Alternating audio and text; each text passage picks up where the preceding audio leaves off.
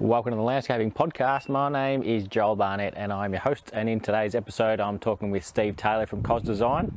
So Steve is without a doubt my favourite designer, so I was pretty excited to talk to him, and we spoke about all things landscaping and how he started out in the business, initially doing construction by himself, and then he worked up to doing design and construction, and then transitioned into doing just design, what he does now. So it was interesting to hear how he went about the process of going from one to the other and working out best way to do that. It was also interesting hearing how he's working with changing the way design is taught and legislated as well, working out to try and make the industry a better industry to be a part of. And the last sentence that he spoke in the podcast, I was pretty chuffed to hear, so that's now my ringtone, that sentence. So if you listen all the way through, you'll hear that. But hopefully you enjoy this episode with Steve Taylor. All right, Steve, thank you for joining us. So the first question I would like to ask you is how you got into the landscaping industry to start off. I was in a business management role prior to this, had a business management degree, gave me a good wage, built a house and started landscaping my front yard. I've always wanted, I nearly got into the first ever Melbourne Uni landscape architecture course and just missed out in the final cut from 3,000 down to, I made the final 50, but missed out and only took 30 in a 4-hour workshop meeting. And it was pretty disappointing. And I just missed out on getting into architecture as well at uni. And then deferred for a year, fell into a management role, did a management degree, built a house and started landscaping. I knew that's what I wanted to do. So from that moment on, started strategically thinking about how I could do it. It just so happened my neighbour was getting their landscape design done, and Peter Curzon from Swinburne Tech was the landscape designer, and he was head of the landscape course at Swinburne. So I met him in my front yard at a chance encounter, and he looked at what I did and gave it a few critiques, but must have seen some potential. And he got me into the course. And so I just studied at night school, did all my training after hours from my business management role, and then started working for a landscaper that I met at the course, working for him for free on my days off. And I did that for nearly 9 months, and he eventually offered me a position, and the rest was history. So yeah, did that, finished my studies while I was working with him and became a qualified landscaper. The day I became qualified, I started my own business. How old were you then? About 23. So I was a late starter, 24 maybe. And that's the day I had my first child, was the day I started my first business.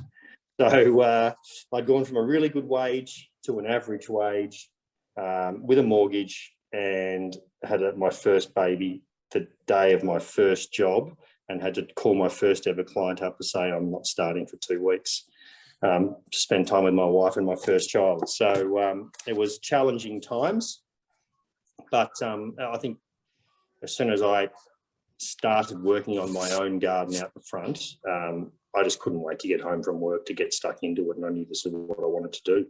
So yeah, a bit of a late starter, but I think I found my happy place. Where did you get the ideas from to do your own, like to know what to do? Good question, actually. I sort of made them up as I went along. I drew a very quick plan, and because I was always good at drawing, and graphics and art at school was my thing.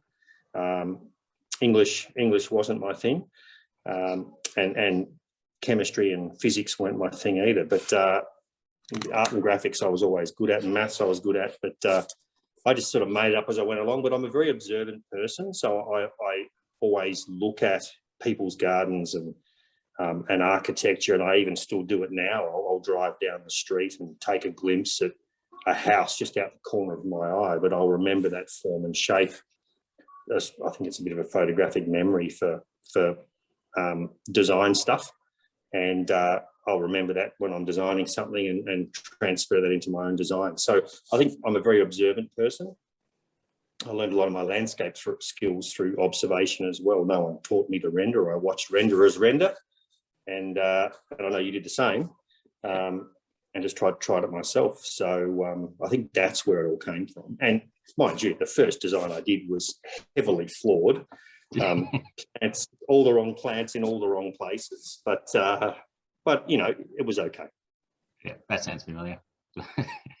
Yeah. So when you started working for yourself, did you put any staff on, or just slog out for yourself to start off with? My first sort of 6 months, I had a friend come back from London, and he's in the banking and finance world, and there was the times were not good for that sort of work, and he just come back from working in London for 2 years. So he laboured for me for 6 months, and we laugh about that on a number of occasions. And there's times I laid the last part of this job. My first ever job was the spa coping tiles, and we'd run out of cement, so he just mixed sand and lime together and thought it would be okay and didn't tell me. So a week later, I was back there relaying the coping tiles with cement. But he worked for me for a while, and I'd say within 6 months I got my first apprentice. The first 3 apprentices didn't last. They sort of were a 6-month sort of proposition, and I finally got Tyson from Signature Landscapes now. He was my first apprentice who made it all the way through, and then he became my supervisor. But I don't think I really worked by myself, really, ever. I always had one person, and I quickly built up in construction. At one stage, I had nearly 11 people going, so which was a lot. And I was also doing design at that time as well. So I had a couple in the design office. So that was a big wage bill each week, which I didn't like. Did you start off the business as Creative Outdoor Solutions from the start?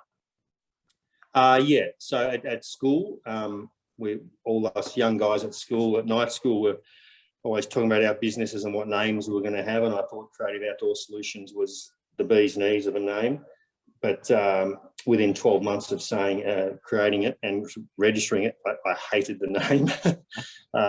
Not only that, even for emails, you know, it was such a long email name, steve@creativeoutdoorsolutions.com.au. It was just took forever. So, yeah, when my business evolved and design came more of a priority for a number of reasons, we just abbreviated Creative Outdoor Solutions down to COS design. Because we also do concepts for house extensions and renovations and pool houses and those sorts of things as well. We always get a registered draftee to do all the technical drawings and the sign-off drawings, but we've diversed our skills a little bit into, you know, extensions and renos. And because they're obviously sometimes, well, not obviously, but often they're intrinsically connected to the garden. So we've done a number of those projects where it starts out with a garden design and ends up being knock the back of the house off and start again, just so the house can then look onto the garden that we've created, which is a fun thing, and I really enjoy doing that. Yeah, I think that's an underrated thing. Like I was, when I was trying to get work early days, I'd contact architects and try and get them to get a design done early on as part of their projects as well, because a lot of them just do a design and completely don't think about what the landscape is going to be, whereas it's so much better when you think of the whole kit and caboodle.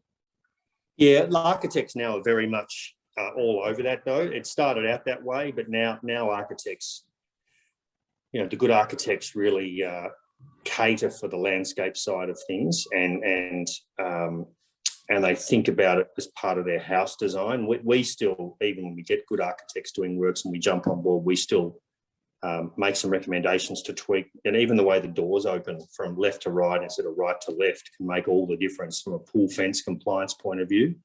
So we still have a little bit of say in all that, but the architects now really do design in spaces for us and orientate the house towards what we do far better than they ever used to, because they now know the importance of it. Yeah.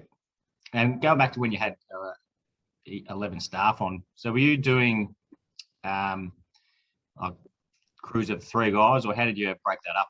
With the... Yeah, we sometimes went down to crews of 3 guys, or we'd have 2 crews going. I guess that part of my business, I reckon I lost a bit of control to a degree. I had really good people working for me. I had Tyson and Nick, who were my main players, and another guy, Zach, were my main guys who sort of ran the sites. They would have 2 or 3 guys with them at any one time. Sometimes we'd get together on big pour days and those sorts of things. But I wasn't on site that much at that point in time. I was really stretched from design to construction, and we lost a bit of control. I shut construction down, slowly wound it down. But even 2 or 3 years down the track, I was paying my staff to come back and fix up repairs that were caused by the fact that I wasn't around as much as I should have been. And so I didn't really like that business model and that stage of my business much at all, because I didn't have the control that I wanted. But yeah, it was tough. And then you're doing design as well. Had a couple of people in the design office who are also very good. I've always had good people, but yeah, there was no control. How did you go from, because you were doing construction initially, how did you make the transition to move off the side into the design? Oh, it slowly evolved, really. I started designing to win construction work. So we got a fair bit of work through other designers back in the day, some who were very well known and some who weren't. But I started designing purely to win construction work and have a bit more control myself of what I was doing. And I started designing for free, and it sort of evolved. And I think the fact that I was wanting to do architecture and landscape architecture, it was always in my bones to want to do it. And it got to the stage where the design business was sustainable as an entity by itself without having construction. And a meeting with Travis from Aloha Pools, who's a very smart businessman, over an Easter period. I've told this story a few times, but he was working out how to expand Aloha, and he was looked into excavation and earthworks, and there was no money in that. He looked into landscaping, and there wasn't enough money in landscaping. He looked into all these different facets of his business, and he was working out that concrete pumping and spraying was a really viable business. So they started up their own spray company. And I just was presenting him with a project over Easter one day for him to quote. Met him in his office, and he sat me down and said, "Why are you still building if you can maintain a business in design?" Because he did the simple statement to me of, how much can you charge a guy out with a shovel for, and how much can you charge an architect out for? And it was just the simple light bulb moment that sort of made me realise I've done my construction days. I know how to build things. I've got my builder's license, been there, done that, time for something new. And although it's a much simpler process in the fact that I don't have to worry about weather, lockdowns, all those sorts of things in design, so there's no pressure on keeping all these construction guys going. There's no structural warranty issues. There's all those other things that go away. There's different pressures in design than there is in construction. Like, I have to win more than a job a week. And construction, we used to build 7 or 8 gardens a year. So that's the new pressure, is just maintaining the beast and keeping the amount of projects we need to keep going. Because I'm back up to nearly 7 staff again. So and that's just in design, which is, probably getting that's I thought 6 was my cap. That's including me. So me and 5, or me and 6. Yeah, I've got 1 extra person at the moment, but I'm trying to implement some new things, and that's why I've got the extra person. Yep. And I heard you on the Landscape Victoria podcast, and it's something I've discussed with a lot of clients in terms of how many construction crew they have and what's a good balance. And I loved your explanation of why there's like a dead space between, I think it's like 5 or 6 and 15 or 20. So yeah, I think 6. It's about 6 to 12, I think it was. That where you're not really making any more money than what you would have if you had 6 or less, because you're needing to start to pay for management and site supervisors and those sorts of things, and you don't have the volume, or you don't have the turnover to warrant that extra, I guess, dead man walking. They're not producing actual revenue. They're managing people who are producing the revenue. And back when I was in construction, there was that dead space, and I was in the dead space from 7 to 11 for quite a number of years, and I really wasn't making I was paying wages and had a little bit of profit, but the reward for effort really wasn't there. Earlier days when I had 3 or 4 guys going and I was on site and we were pumping it out, we were making more money than we had when we had more people. So unless you've got, a super, really good supervisor who can really make the guys push and go, I think you'll always struggle between 6 and 11 people. Yeah, it's crazy how many people who you talk to about it who've experienced it say the same thing. I remember going to a Landscape Victoria event and speaking to Paul Hamilton, and he at that time I think he had 4 on, and he'd originally had 11 or 12, and said he makes more money with less and less headaches as well. That's crazy how that works. Yeah, and the thing is, I think landscapers are now picking up on the builder's business model. A builder just stands at the front and points his fingers and gets all the subcontractors in. Landscapers, we did concreting, plumbing, excavation. We did the whole kit and caboodle, right down to rendering, horticulture, all those sorts of things. Whereas now a lot of guys like Paul Hamilton, or now Ollie, who runs that, are using a lot of subcontractors. They get the bricklayers in to lay the bricks and blocks, concreters into concrete, pavers into pave. And they're just orchestrating all those trades. So, but I don't think the margins were there early days, and we weren't able to charge enough to our clients because we didn't have the credibility to warrant doing that process. And you also need more turnover with that, because if you're only taking a 10 or 15% margin on your trades, you need a fair bit of turnover to pay for your business to keep running. So there's all those balances that are slowly evolving over time, but a lot of smart landscapers now are using a lot more subcontractors. Yeah, that's one of my issues. I think I'm too selfish to do it. I like to do everything and be involved in all of it. So it's a balance between having the satisfaction of doing that or making good money.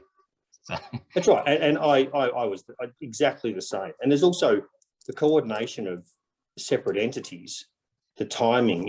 If the render is 3 days late, the whole project gets held up, and then the on-flow effect of that for, the guy who does the caulking and all those sorts of things, you've got to reschedule all these people. So having that complete control by doing it all yourself, there's also benefits in that as well.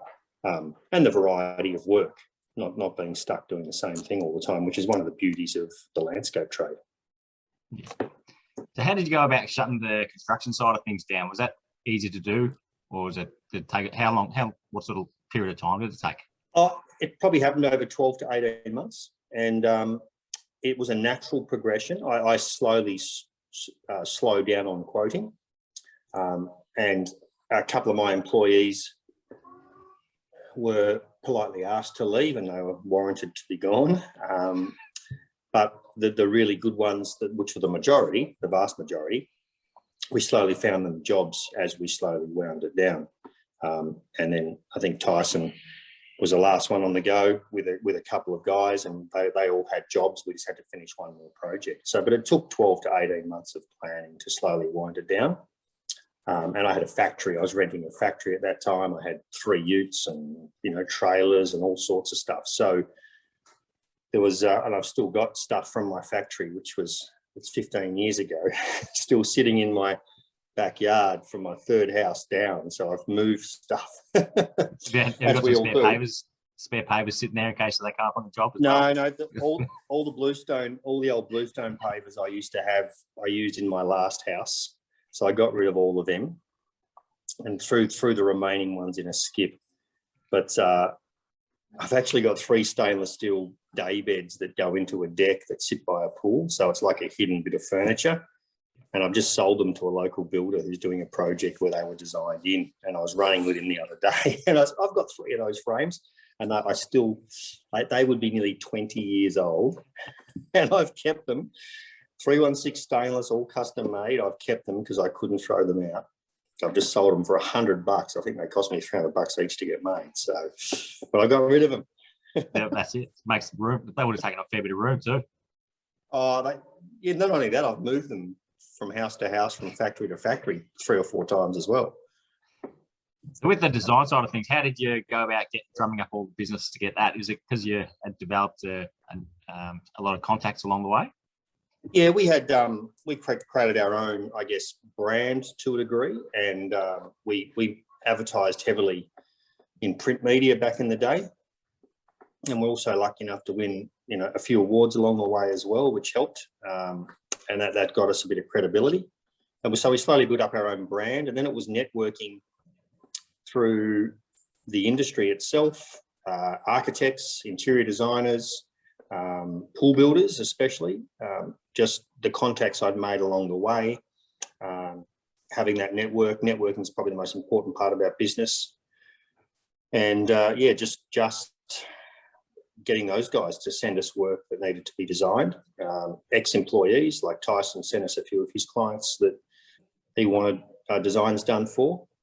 And I still give Tyson and Nick, who used to work for me, I still give them heaps of work. And Zach, who's just started his own business, I'll be giving him some soon once he gets his license. And it's just a whole range of networks. And those networks have grown. And then social media became a huge part of the marketing process. So we don't really spend any money in print media at all. The only money we spend really in marketing is getting professional photos done and social media. I had a company doing that for me for a while, and they got too big for me and dropped me. But so now they just help me on an hourly rate sort of scenario. But yeah, social media is the new thing for the marketing side of it, and it's just about free, which is a beautiful thing. Yeah. Do you find you get many, or do you ask your clients where they get your data, where they found out about you? Yeah, we do. Yeah. And a large part of the cold calls that we get come from social media. Probably the majority of them come from social media. Of all the jobs we get, it'll be 50-50 really, the jobs that we generate through our own brand. And then 50% would be through our network of architects and pool builders and those sort of people. And how many staff do you have at the moment? You say you got 6 or 7? I got, including myself, of 7. So, and that's not including my wife, who does all the books and admin. So I've got an office manager who's an absolute superstar, Fiona. She does more than she's paid for. So, but she's my age, so she's old school, and she should hate me saying that. But and then I've got 1, 2, 3, 4 landscape architects and 1 registered architect who's also been a landscape architect, and she's only acting as a landscape architect now. But and Mel, who's a drafty. So Mel's been with me for 17 years, and she's an absolute superstar as well. And all my team now, I'm very, very happy with the people I've got. It's a lot of people to keep busy in design. Yeah. How does the process work? Do you go out to every job to sort of meet the client and measure it up and do all that, and then do you do a sketch to pass on to get drawn up? Or well, we do in normal circumstances. Every job starts with a 2-hour on-site consultation, and I go out and meet the clients. We still filter those people prior to me going out. They fill out a bit of a questionnaire and a wish list with photos of their place, photos of what they want to achieve. And we also ask them for a build budget, which is a good thing. I'm conflict of interest free when it comes to how much things cost. I only get paid for the design process. And if it costs 30,000 or 300,000, my fee is going to be what my fee is. So I can tell them sort of how much the build's going to be to the best of my ability, without them thinking I'm trying to suck more money out of their back pockets. It's their wish list, not mine, and their wish list has a price tag. And I didn't create that wish list; they did, so it's all their fault, not mine, which is good. But yeah, I did a 2-hour consult. Yeah, that consult I give them quite a bit. I believe I do, and we've never had any issues with getting paid from that. But I'll actually do some very quick sketches for them on the spot as to where I'd put a pool, or how I'd connect an alfresco to a house, or how I'd do a front pathway. I just really roughly mark it out, give them some design inspiration, and I guess they're interviewing me to see if I'm the guy for them and we're on the same wavelength. And I'm, as crazy as it sounds, I'm also interviewing them to make sure they're the clients for me. We talk about the design process from concepts through to working drawings and engineering and all the things involved. We talk about the ever-evolving, ever-thickening sliding scale of all the red tape that we have to go through for a garden. And that's probably the one part of my business I don't enjoy is all the rules and regulations and the fact that every council has their own rules and they all do it their own way and it's not consistent. And I use a phrase that a client said to me that I know enough to know I don't know enough when it comes to rules and regulations. And that's pretty much how it is. So we talk about what I think might be their hurdles from a regulation point of view. We talk about the construction process because I've got that construction knowledge. If we want to stage the project over a number of years, if they can't afford to do what they want to do up front. And then we obviously talk about the budget. And that's when most people either kick me out of their house or call me a thief. Until I remind them that it's their wish list, not mine, and I don't make any money out of building, but that's how much it's going to cost them to do. And yeah, some people can handle that really well. Some people don't like it, but I do slap people in the face as best as I can and as hard as I can at the first meeting to try to set expectations for the rest of the process. Because if expectations are all on the same level, then the process is a fun, positive process. If people get curveballs along the way, then that's when all the tears start happening. And I don't get it right every time. I still make mistakes and underestimate what I think is a worst case scenario. And that's happened to me just recently. But it's not out of deceit or lying. It's just purely, I can't keep up with the price increases of all the materials and labour at the moment. It's just going through the roof. And there's supply and demand. There's a supply and demand starting to creep in with a lot of trades as well. And some of the silly tradesmen are trying to take advantage of the current situation and charge crazy fees for what they used to charge decent fees for. And I think they'll be found out as everything settles down. Yeah. And also the jobs that you're designing, because they're quite expensive projects, if you're out by 10% on what you think it would cost, that's a lot of dollars. Oh, yeah. It's not a lot of percent. A lot of our jobs are many, many hundreds of thousands of dollars. And that is very easy and blasé for me to say because it's not my money, but I still respect that it's not my money and it's clients' money. And we try not to spend silly money unless we get the odd client who says, go to town, blow us away, just we don't care, whatever it takes. And we get a few of them, but not many. You have to be very conscious of money. But the job I was under on, I told them 300,000 for their backyard, and it ended up being closer to 400,000. And I just blew me away. The soil types come in, all the engineering's getting more extensive every day of the week, and the amount of steel and concrete we have to put under a pizza oven these days is just outrageous. So I can't keep up with some of that stuff. Yeah.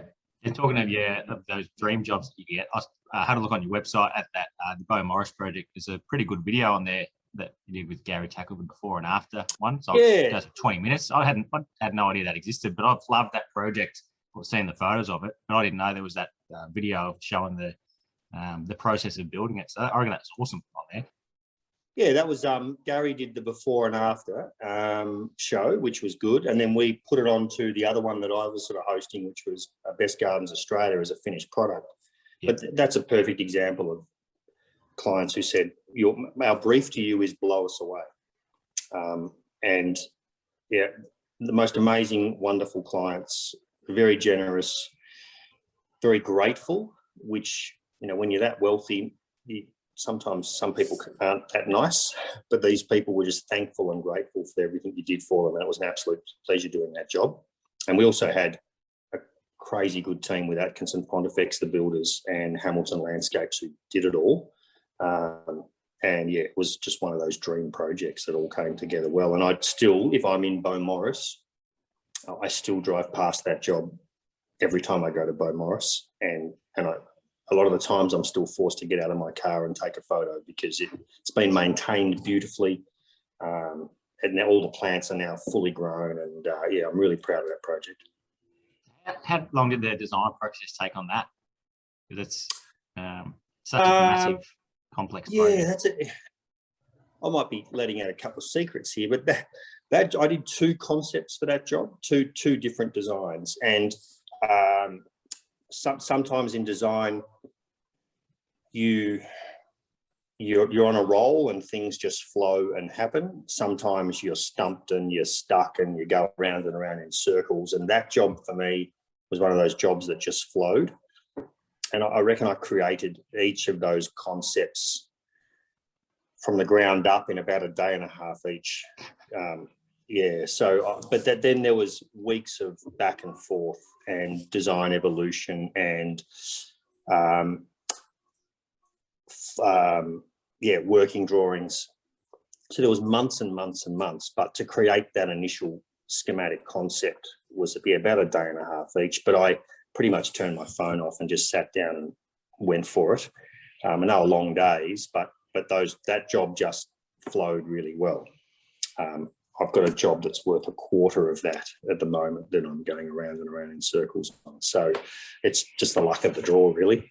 Yeah. I was the last episode I did with John Hall from Cactus Country. I was talking to him about how some people have just got talents for what they do, and I think yours must be that with design, because to come up with all those different design ideas on that project, you know, at all, let alone in a short period of time. It's yeah, either got or you don't. That doesn't happen all the time though. But I think if I acknowledge what I think I'm okay at, I can immediately walk into a space and straight away within minutes start picturing what could actually occur. Even while I'm talking and speaking something out, there's another part of my brain in the background still working out what could be done. So I've done a few initial consultations where I'll do a hand-drawn sketch and then we win the job, sit down to formally design it. And I can't think of anything better than what I did on that first initial sketch. And I've even had one job where I did a sketch and I never won the formal design process. And about 6 months later, there's a photo on the front cover of a magazine, and it was the sketch that I did on the day. And they built a garden to my $500 sketch that I did on the day, and it was on the front cover of a magazine, which is quite funny. So because I investigated the project, but again, that's all rare stuff. It doesn't happen very often. But yeah. I think one skill I have is I can visualize things, and when I look at something like a house when I'm driving down the road, I'll remember that form and the architecture of that, and I'll store it in my memory bank and bring it out sometime. Yeah. Give me a novel to read, and I'll get to page 3 and I've forgotten what's on page 1. So I can't read a book to save myself, but that's just how my brain works. Yeah, I used to love reading, but then that started happening to me as well. I just sort of go along, and then you sort of, I've got no idea what I've just been reading, so you go back and fall asleep while you're reading it. Yeah. You're been a member for Landscape Victoria for a while. When did that start out for you? When did you join them? 2003, I joined the LV, and that was another chance encounter with another landscaper who was a member, and I looked into it, and I joined up straight away. I thought it was a really good thing because I was really just flying by myself, doing my own thing, and not really having any resources to draw on, any support, any motivation, any groups to become a part of. So I found it a fantastic thing to get involved in, because you're speaking to like-minded people. So best thing I've done is join that, and I've since joined AILDM, which is Australian Institute of Landscape Designers and Managers, and SPASA as well, which is now the Master Pool Builders of Australia. I've been a member of Master Builders, but I don't really build anymore. But all those organisations are great resources and especially in like times like today, when we don't know if we're Arthur or Martha when it comes to what we can do and can't do. They're a really good place to draw on that gives you information. Yeah, you get multiple emails within hours of any announcement, which is handy. Yeah, which is good because we're just silly tradesmen at the end of the day. That's it. And I saw on your website you've done a lot of judging for the Landscape Victoria Awards. How did they go? How did you find doing that? Was it interesting seeing the way people do things? It's a fantastic thing to do. You learn a lot, and I always say you see amazing projects, and you take a mental snapshot of some things that you see, and you'll put your own flavour on it and use that in your designs as you go. So you learn a lot. Again, you meet really good people in the industry, the trades and also the clients who just are really proud of what's been achieved for them. It's there's a lot of responsibility involved in being a judge, because the rewards you get if you are successful can transform your business. And to be honest, I think I won my first award in 2003, and that transformed my business from that moment on. So there's a lot of responsibility with it. I've been involved in changing the criteria of the judging from more of an opinion-based scenario back in the day when it was getting judged to more of a more precise analytical process. And Don Thompson and I sort of jumped in with a few other guys and sort of rewrote the rules on how to judge because of the responsibility that's involved and the consequences of winning or losing. But I think, judging is great. I'm doing it again this year, so I'm not putting any jobs in at all for LV this year. We had a great year last time it was around. We missed out on last year because of COVID, but the year before that we had a really good year, and I want to give back again. So I'm going to go back on the judging criteria, and I'm sort of judging the swimming pool category this year, to swimming pool design and swimming pool construction, which will be good. We may have to do things a little bit differently this year if we can't get onto site. But again, LV's already got plans in place to work in and around the rules and regulations, whatever they're going to be, so we can get the awards program happening this year. Yep. But I'd like to get, if I can, I'd love to take members of my team out to do some judging as well. So they'll get a lot out of it. Yeah. I love what you said about, I wasn't aware, but you changed the design, the judging from being opinion-based to more analytical, because I was talking with Brent Reed about that, and because he wasn't happy with some judging he got in a New Zealand garden show, but because it was more their opinion rather than the actual brief of the design. And I've done the design, I've done the judging, and it's basically black and white. You tick boxes whether they've met this, and that way it's fair for everyone. Yeah, construction is a little bit more pragmatic in the fact that it's either level or it's straight or it's built to the design requirements. Design, there's still a level of preferred opinion based on whether a design aesthetic works for you or not. We've tried to make it all about its surrounding environment, the architecture of the home, the interior of the home, to make sure, and the form and function of what's there. You can still like a formal garden more than a modern minimalist garden. It doesn't mean one design's better than the other at the end of the day, and that's where opinion can creep into that side of things.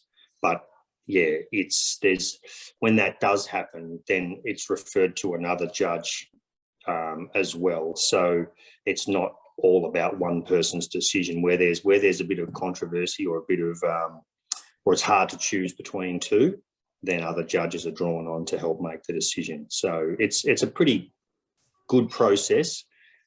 We like to go out and physically see every job, which is a logistical nightmare. We've got jobs from Bendigo to down past Ocean Grove this year in all the categories. And I think this year is a record number of entries, because I don't think last year there was an awards program. So this year's got a record number.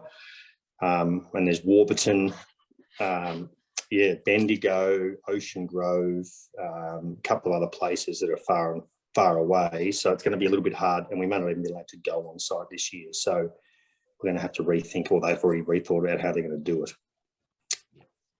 Yeah, no, I know the Spar's the ones, they're done from photos, aren't they? Yeah, and the submission, you've still got to put plans in. You've still got to put all the information about the pool in. So there's a lot involved in putting an application in. So yes, it's about photos, but it's more than photos. But I still think physically seeing a project, speaking to the clients one-on-one, you can't beat it. And good photography. Yeah. I'll still say that this pool and spa, no, I won't say that.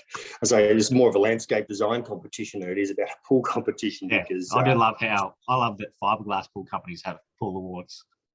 Well, they still are relevant. There's so many facets to every industry. I still think the fiberglass pools have to have a category. So the spas have to have a category. Just the spa companies. There's so many facets to the industry, and every one of those facets has to be recognised. But there are a lot of categories in the pool and spa awards, like an awful lot. Which I guess that's a good thing. It gives everyone a chance to put their best foot forward. And it's only, the awards are all about positivity for the industry and recognising, excellence and pride in what you're doing. So there's no harm in it at all. Yeah. And I saw also on your website you've won over 100 awards on there. Not a first, but have you got a favourite one out of them? The big ones for me would be Burgess, the Bo Morris job won Landscape of the Year with Paul Hamilton won that for the construction of that. That was a bit of a milestone. We didn't get that recognition, but he did for that. It won Design of the Year, which was good. It also won the Alan Corrie Medal, which is the Aildam, the national award for the best overall design of all the categories. And last landscaping awards, we won Landscape of the Year again. For the first time, we won Landscape of the Year again. No, I can't say that, can I? First time. We won Landscape of the Year for our Sorrento project, which was a pretty big honour for us because I think it's the first design person to win Landscape of the Year. We used member landscapers to build it, but it won that, which was a pretty special one. And I was actually in Adelaide hosting the South Australian Landscape Awards the night that we had our awards in Victoria, which was a bit of a bummer that I wasn't there, but I was trying to be an MC over in Adelaide. I think I failed miserably, but it was a good challenge. But whether I lived up to the challenge, I'm not sure. But so that was the Sorrento one was really good. And last year in Aildam, we won the overall best design nationally as well for our Shoreham project. So those three would be my favourites, I would say. And how's the what was it like going to the South Australian Landscape Awards? Like their projects seem to be pretty on par with anything else around the country from what I've seen. The last 10 years in Adelaide, it's evolved massively. I'd say 10 years ago it was a fair way behind us, but over there now they are kicking some huge goals, and their awards night was on par with any awards night I've ever been to ever. As far as the numbers they had, the level of prestige they put on them, the projects that were put up and won, they were all incredibly high standards. They would have stacked up against any state, to be honest with you. And you look at even on social media now, I'm looking at some of the guys over there and what they're doing. Just absolutely sensational work. Yeah. And I saw at the moment you're sitting in your new house that you've designed and built. Have you? Yes. Are you building the landscape at the moment? Is that what you've been putting up on your stories? Is that your backyard? Yeah, that's my backyard. So I've done the front yard. I've still got to irrigate the front yard, but now it's the backyard's turn. So I'm working some pretty big hours Monday to Friday in my little bunker here. And then Saturday morning comes out, I'm on the tools, and that's my sort of happy place where no one asks me any questions. I just put my head down, bum up and just work. So I get 2 days a week to try to get my pool up and running. And I'm actually really enjoying it. I've had my moments, of course, as you do. But each weekend, after each day, I just put a little post up, a story as to what I've achieved for the day. I don't know if anyone's really watching it or not. It doesn't really bother me, but it's a bit of satisfaction for myself. And I've enjoyed getting back on the tools. It's been good, but Yeah. I'll only do it for myself. Well, I did experience, if anyone's watching the video, you'll see the background here. And this project, I saw you on the tools when we were working on the block together. How did you find that experience? Totally exhausting. Yeah. Totally exhausting. All consuming, totally exhausting. A lot of fun though. It was an absolute blast. Having you and your team there was absolutely awesome. And you got a great bunch of boys. Luke and Jasmine were a lot of fun. The whole process was absolutely awesome. But I wouldn't do it again. Once is enough. And been there, done that now. It was a bit of a risk to do it as well, I guess, because I didn't want, you could have fallen flat on your face and failed. I will have to acknowledge that we couldn't have done it without you and the level of commitment you and your boys put in, and the additional time you put in. So thank you for the great result at the end of the day as well. But yeah, I guess always got to do some things in life once, and that was the one thing I'll do in life once and once only.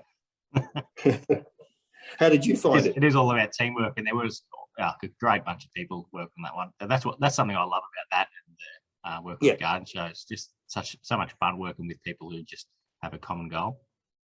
Yeah, I used to love the Friday afternoon concrete pours. I know my staff absolutely hated them, but you work all week to get this concrete pour ready, and you order concrete at 2 o'clock on a Friday, and there's 7 of you there just going like cut cats just to get it done. And I love that excitement and coordinating those sort of times.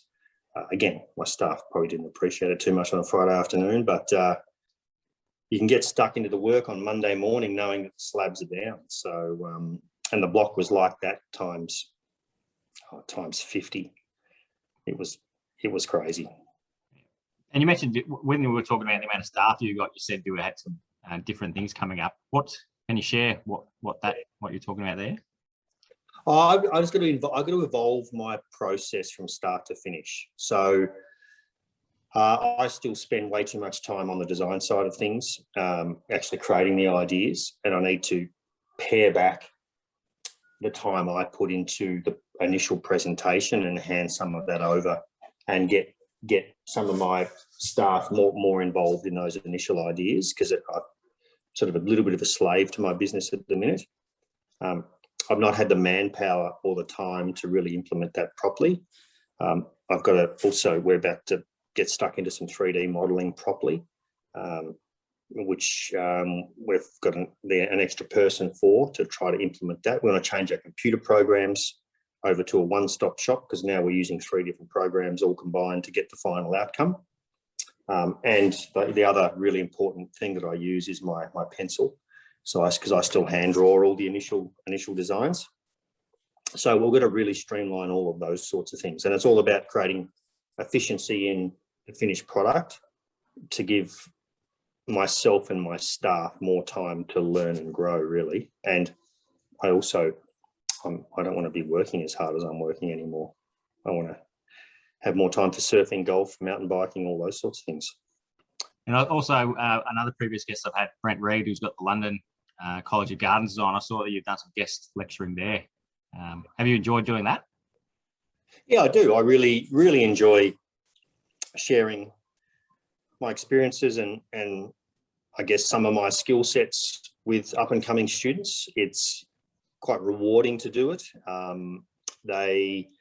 They seem to respond well. I don't know how it really goes down at the end of the day, but I do my best just to talk as simply and as pragmatically as I can about the processes that I do and the results we get, the different design solutions we have to come up with.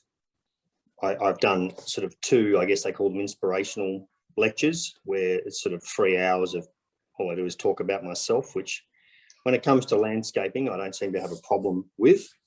Not so much in other areas, but I had another one with the second year students talking about rules and regulations. And I think I heard a couple of heads hit the desk as they fell asleep. I'm not sure. They,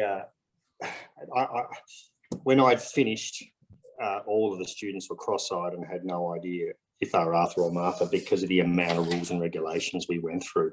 And I don't think I tapped on all of them, to be honest with you, but it was just an insight on, just from planning to heritage to res codes to siting of projects, overshadowing, overlooking, distance on boundary, height on boundary, all the boring stuff where you've got all these beautiful creative ideas. Sometimes you're not allowed to actually implement them because of the rules and regulations. So you need to design with those restrictions in mind. And it's very important. Otherwise you look silly when you go to actually, you can't build what you've designed. So, and we still get that wrong. We've got a couple of jobs recently that have been nothing but a nightmare. One job in particular was a front fence and a couple of decks by an existing pool and a new spa. We had to get 3 different council approvals and all the decks are on ground and the pool's in the front yard, which added to the complication, but 3 separate council approvals for this very basic project. And the council gave us bum steers and we thought we had it all covered. Then the building surveyor said, where's your report and consent? And we're told we didn't need one. Here's a letter saying we don't need one. Well, the council was wrong. So we had to go back and now, so that's back at council just for, and I told the clients, no offense, it's a pissy little job. And he goes, I agree. And I said, I really apologize for this. And he said to me, quote unquote, when you first came to my house, you said it's a lottery and you don't know what's going to be required and all hell could break loose. And he quoted what I told him back when I first met him. And that's been my saviour throughout this whole project, is that I gave him the expectation that who knows what the hell's going to happen with the council. And they're even giving us advice that's wrong. And it's their own rules. Anyway. Yeah, there are so many different things that you need to know to be a landscaper these days as well as a designer, because it starts with you basically, but even just pool regulations is crazy. I'll be teaching my guys something new every single time we do a pool about the different heights everywhere. It does make it hard. It is.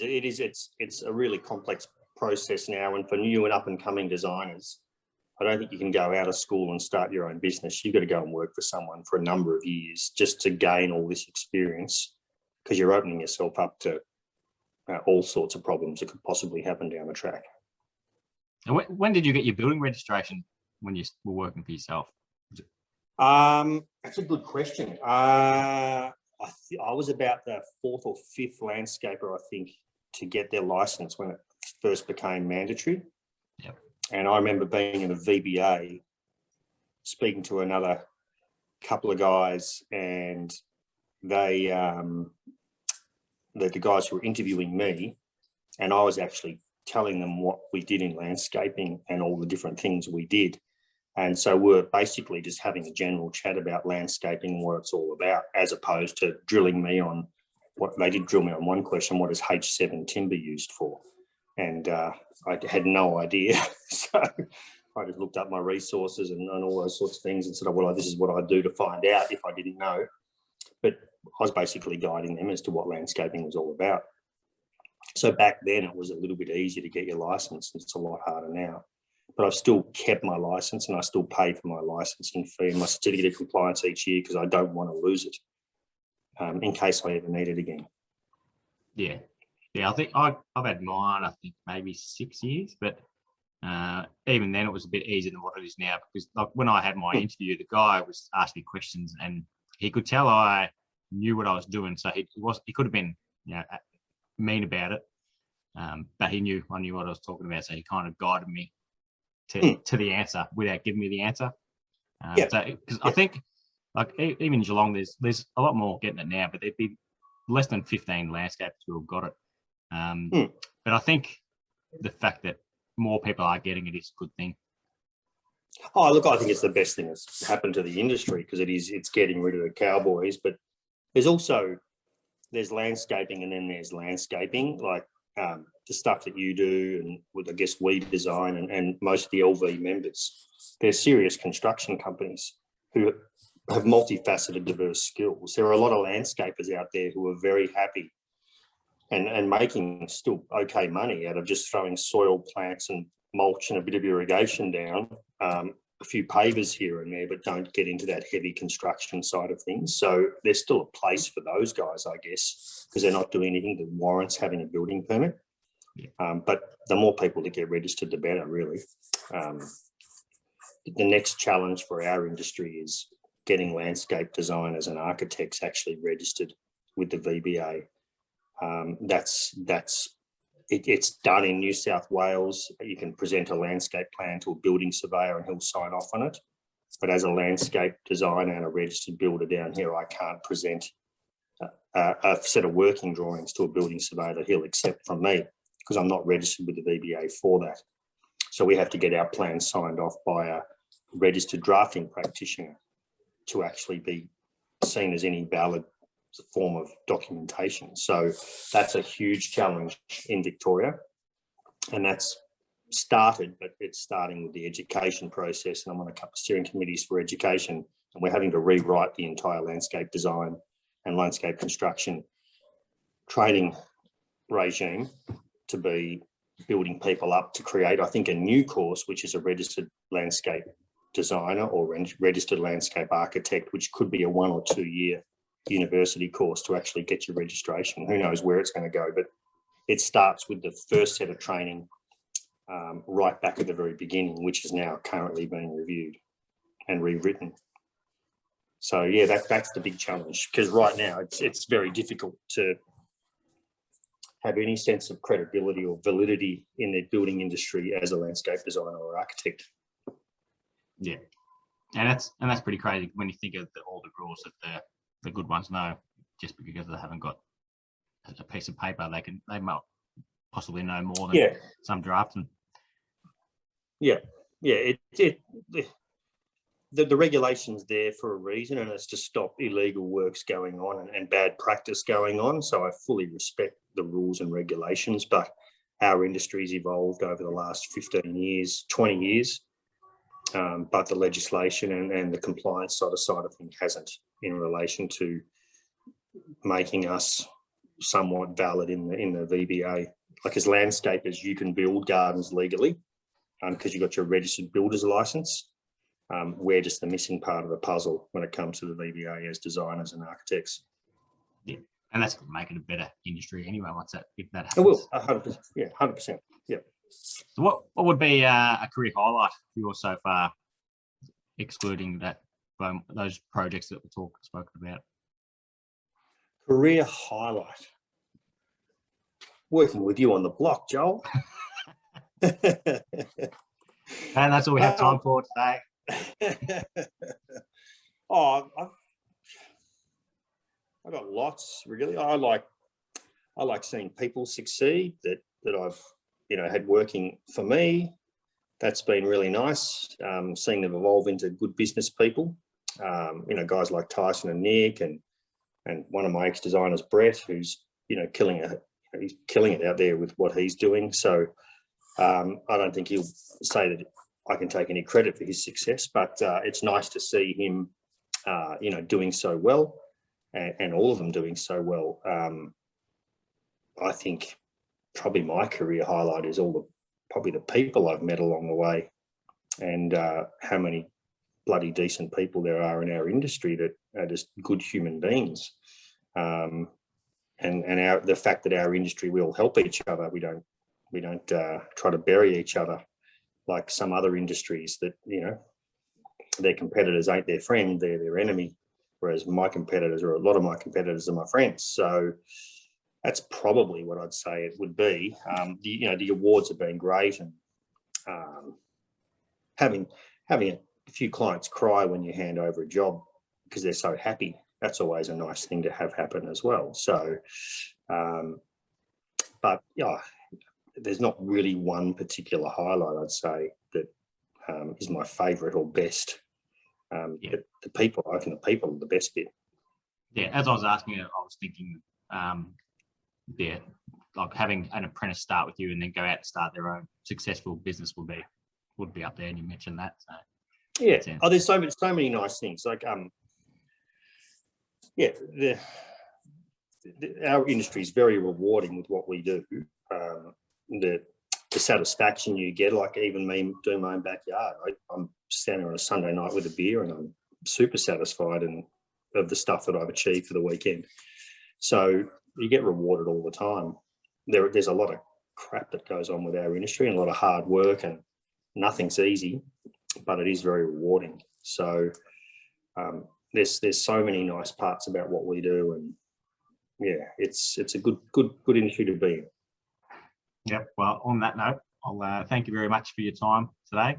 I really appreciate you coming on. It was an absolute pleasure, mate, and I really love what you're doing with the podcast, getting our industry out there, and yeah, keep it coming. I've been a little bit offended that you didn't ask me earlier, and no, it's all good. But I really, really think it's a great idea, and yeah, you're one of those really decent human beings in the industry, and everyone speaks highly of you. So keep up the good work, dude.